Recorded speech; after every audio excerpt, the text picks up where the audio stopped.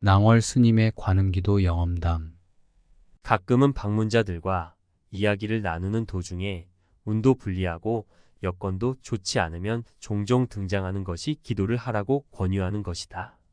그리고 그렇게 기도를 하면 과연 효력이 있는 것인지에 대해서 반문을 받는 것도 당연한 코스라고 해야 하겠다. 그래서 오늘은 여기에 대한 낭월의 경험담을 들려드림으로써 나름대로의 소견을 밝히도록 할 참이다. 물론 실화일 뿐이며 단 한 글자도 조작은 되지 않았다는 점을 참고하시기 바란다. 낭월의 나이 20세였다. 신체 검사를 받아야 하는 해였다고만 말씀을 드린다. 어느 봄날 아침에 자고 났는데 천지가 온통 붉은 피빛으로 물들어 있었다. 사물은 가까이는 보이고 멀리는 보이지 않았다.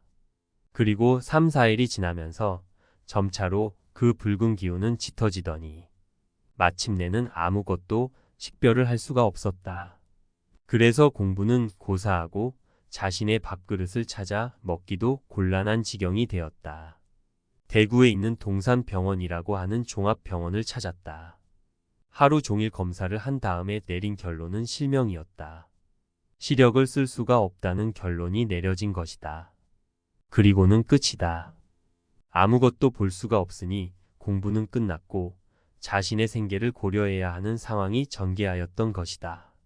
언제나 그렇지만 자신이 건강할 적에는 부모 형제가 필요 없다고 큰소리 뻥뻥 치면서 잘도 돌아다니지만 막상 병이 들면 아무 곳에서도 오라고 하지 않는다. 다시 말하면 갈 곳이 없어진 것이다. 그래서 부모가 계시는 집으로 가서 민간약을 사용하기도 하면서 몇 달을 보냈다. 병명은 초자체온탁이라고 했다.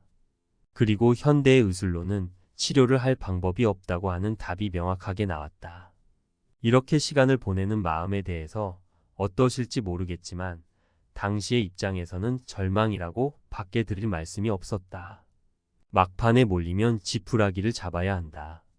그리고 낭월에게 주어진 것은 기도를 하는 것밖에 달리 답이 없었다. 그대로 머물러 있기보다는 기도라도 해야 뭔가 숨통이 트일 것으로 생각이 되었던 것이다. 그래서 더듬거리면서 찾아간 곳은 동해의 양양 낙산사였다.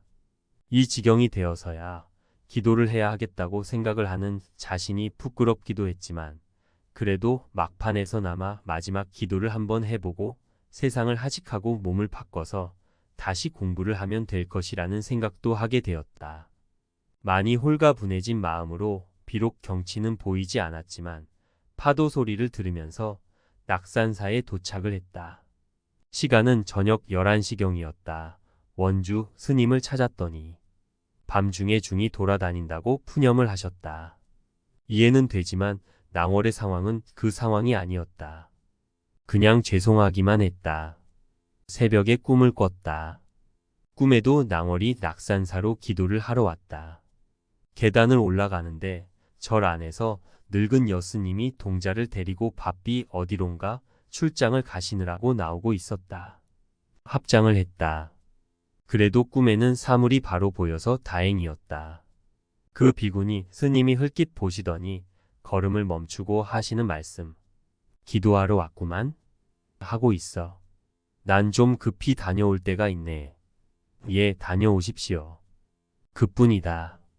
비구니 스님이 사라진 곳을 멀거니 바라다 보다가 꿈을 깼다. 그리고 그 감은 매우 좋았다. 몇 달 동안에 암흑에서 빛을 발견할 가망성을 얻었다고 해야 하겠다. 아마도 그 비구니 스님은 관세음보살의 화신이었을 것이라고 저 좋을 대로 생각을 하고 있었다. 아침을 먹고는 주지 스님을 찾아서 기도를 해도 좋다는 승낙을 받게 될 줄은 이미 꿈을 깨고 나서부터 알고 있었다. 그렇게 해서 100일간의 기도가 시작되었던 것이다. 막판에서 할 일은 기도밖에 없다는 것을 그때 절실히 느끼고 또 깨달았다. 잠자는 시간 6시간과 공양 시간 3시간을 빼고는 모두 기도에 매달렸다. 그야말로 자나깨나 관세음보살이었다. 그렇게 집중이 잘 될 수가 없었다고 해야 하겠다.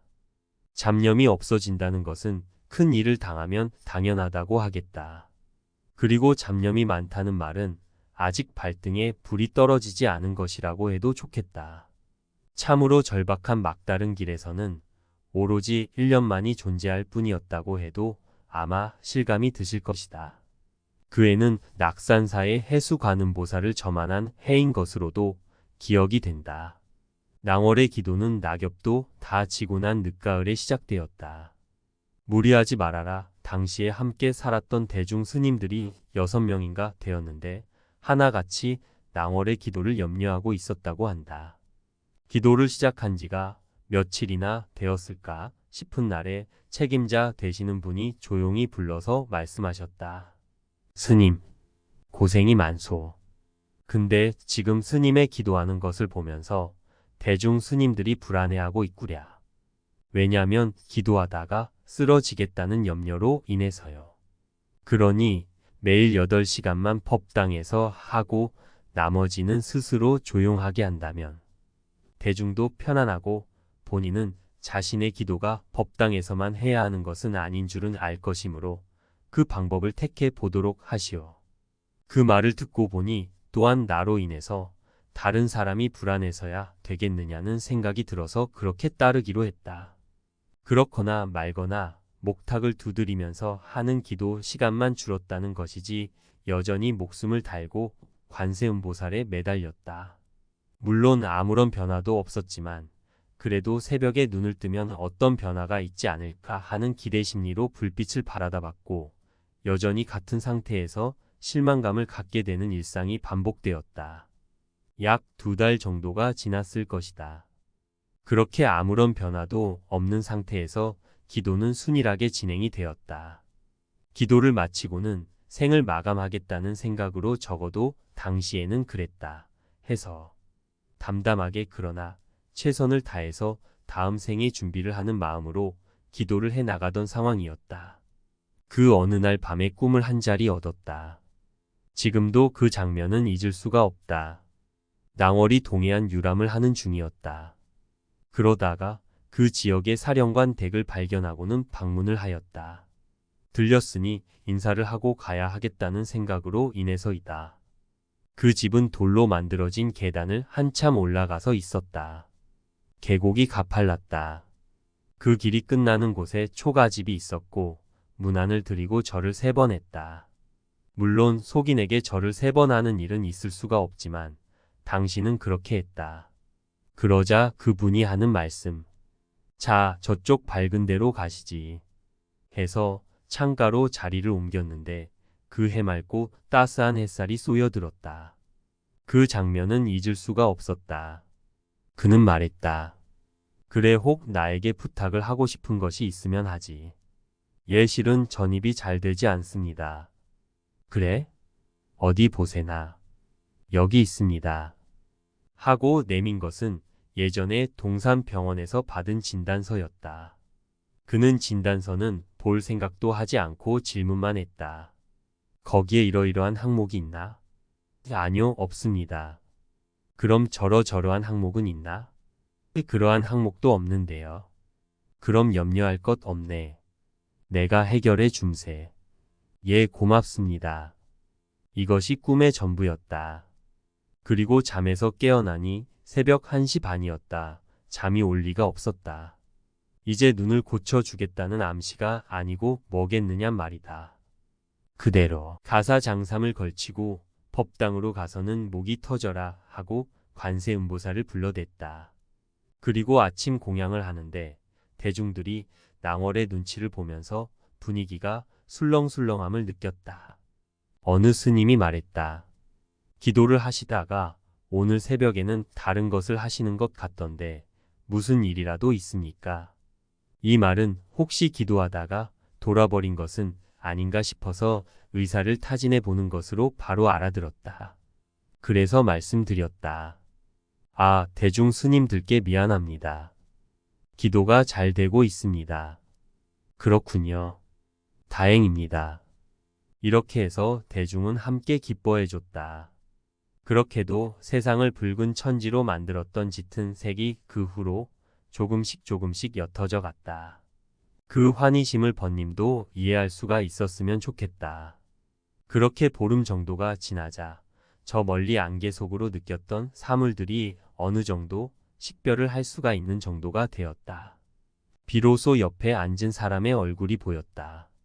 그리고 새벽에 눈을 뜨면 매일 쳐다보던 전등의 유리 윤곽선이 시야에 또렷하게 들어왔다.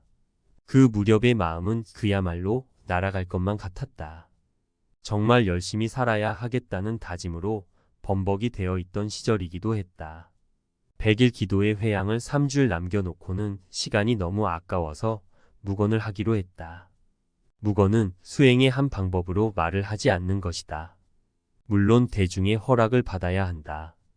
대중은 당연히 허락을 했고, 그래서 이제는 아무와도 말을 나눌 필요가 없이 오로지 기도에만 전념을 했다. 약 90일 정도가 경과하자 이번에는 신문지에 글이 시야에 들어왔다. 기도는 더욱 흥겹게 진행이 되었다. 밖에서 산책을 하는데 관광객들이 자꾸 질문을 하는 것이 귀찮아서 묵언이라고 쓴 패를 가슴 앞에 달았다. 그러나 그 말이 무엇을 의미하는지도 모르는 사람들에게는 아무런 쓸모가 없었다. 그래서 다시 그 아래에다가 말 못함이라는 추가 문구를 넣었다. 비로소 효과가 있었다. 에구, 쯧쯧, 벙어리 스님이네. 나이도 젊은데 웃자다가 얼굴도 참하구만. 안 되었다. 쯧쯧. 전날 내린 눈이 대지를 하얗게 바꿨고 그 빛은 반사가 되어서 법당을 환하게 비췄다. 그러나 낭월이 보기에는 법당의 관세음보살님이 방광을 하시는 것으로만 보였다. 참으로 원만한 성취가 된 셈이다. 그로부터 3년인가 지나서 다시 낙산사를 찾았다. 그 절의 스님이 관광객을 상대로 이야기를 하고 있었다. 3년 전에 눈먼 스님도 여기에서 기도를 해서 눈이 밝아졌어요. 그 말을 들으면서 혼자서만 미소를 지었다는 것을 그 스님은 모를 것이다. 이러한 기도의 경험을 갖고 있는 낭월이다. 기도를 하면 소원을 이룰 수가 있다는 것은 이렇게 경험으로 확신을 하고 있다. 그리고 자신의 마음이 통일이 되어서 소원이 이루어지는 것도 아니라는 생각을 하고 있다. 반드시 그 무엇인가가 있다는 것이다. 물론 여기에서는 관세음보살이 되겠다. 그리고 그 외의 모든 절대자들도 절대로 없다고 고집을 부릴 수가 없는 것도 이러한 경험을 통해서이고, 임목대운의 정사년의 흉함도 무오년의 고통도 기도를 통해서 말끔히 정돈을 했다는 것도 노력은 기적을 만든다는 확신을 갖게 한다. 그래서 낭월이 방문자에게 기도를 하시라는 권유는 그냥 단순히 말이 궁해서 하는 것이 아니라는 점을 이 글을 읽으시는 불자님들은 아실 것이다. 물론 운이 흉할 적에 권유를 하는 것은 두말할 나위도 없다.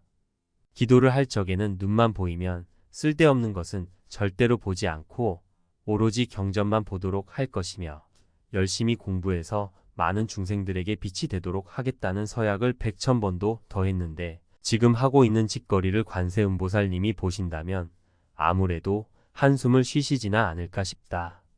그래도 단 한 가지 약속을 지키려고 하는 것은 저 어디엔가 그분은 반드시 계시고 언제라도 온몸으로 부른다면 답을 들을 수가 있을 것이라는 마음이다.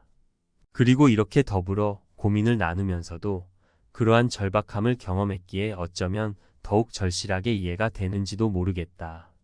그리고 역경이 반드시 나쁘다고 하는 것은 아니라고 하겠고, 인생의 성장 과정에서 어쩌면 한 번 정도는 절대로 필요한 것이라고 해도 되겠다는 생각도 해본다. 여하튼 일생 눈으로 인해서 겪는 고통이 많은 것은 아무래도 전생에 살생을 많이 했던 모양이다. 계룡감로에서 낭월 두 손 모음. 낭월 스님은 현재 계룡산의 남쪽 감로사에 주석하고 계십니다.